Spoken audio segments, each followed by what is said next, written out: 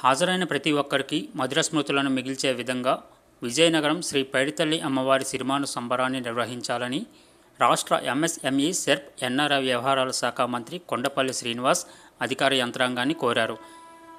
శ్రీ పైడితల్లి అమ్మవారి సిరిమాను సంబరాన్ని సుమారు 5-6 లక్షల మందికి పైగా భక్తులు హాజరయ్యే అవకాశం ఉందని, వారికి ఎటువంటి ఇబ్బంది కలగకుండా ఏర్పాట్లు చేయాలని ఆదేశించారు.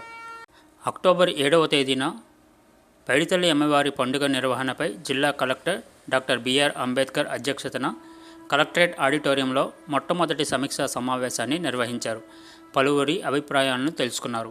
ఈ సందర్భంగా మంత్రి కొండపల్లి శ్రీనివాస్ మాట్లాడుతూ, విజయనగరం శ్రీ పైడితల్లి అమ్మవారి సిరిమాను సంబరాన్ని పండుగకు నిర్వహణ అత్యంత ప్రతిష్టాత్మకంగా తీసుకుంటున్నామని చెప్పారు.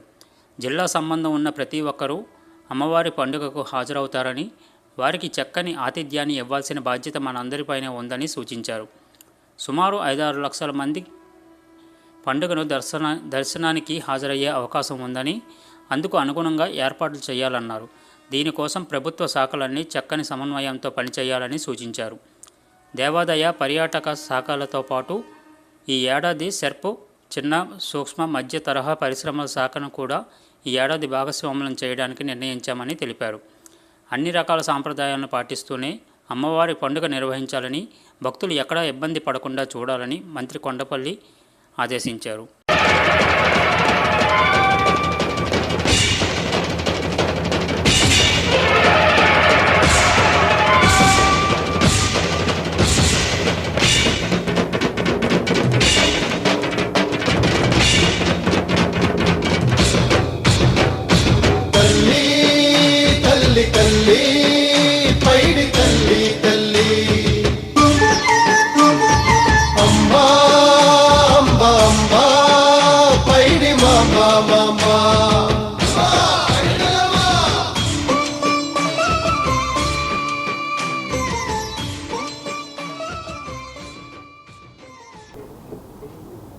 ప్రతి సంవత్సరం శ్రీ జై పైడిమాంబ పైడితల్లమ్మవారి సిరిమానోత్సవ పండుగ ప్రతి సంవత్సరం ఉత్తరాంధ్ర ఇలవేల్పు భారీ స్థాయిలో ప్రతి సంవత్సరం కూడా నిర్వహించబడుతుంది.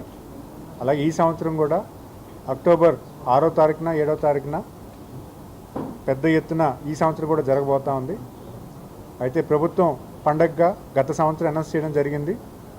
గౌరవ ముఖ్యమంత్రి గారు ప్రభుత్వ పండగగా అనౌన్స్ చేసి 50 లక్షలు ఎండోమెంట్ డిపార్ట్మెంట్ ద్వారా ఇవ్వమని గతంలో చెప్పడం జరిగింది. అదేవిధంగా ఈ సంవత్సరం కూడా యూత్ డిపార్ట్మెంట్ నుంచి కూడా ఒక 50 lakhs ఇవ్వమని కలెక్టర్ గారు రిక్వెస్ట్ చేయగా దాన్ని కూడా ఆమోదం పలకడం జరిగింది.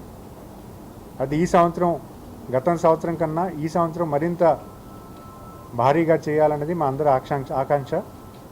గతంలో ఎలాగైతే ఉత్సవాలు నడిపించామో, విజయనగరం ఉత్సవాలు ఎలాగైతే నడిపించామో అదేవిధంగా ఇంకా మరిన్ని ఏర్పాటు చేస్తూ వచ్చిన వాళ్ళందరికీ కూడా ఒక ఆహ్లాదమైన వాతావరణం కల్పిస్తూ ఒక మంచి పండగ వాతావరణాన్ని విజయనగరం జిల్లా వాసులకి, విజయనగరం జిల్లా వచ్చినటువంటి ప్రజానికానికి అందరికీ కూడా ఒక మంచి జ్ఞాపకాలతో పంపించాలని మా అందరికీ ఆలోచన.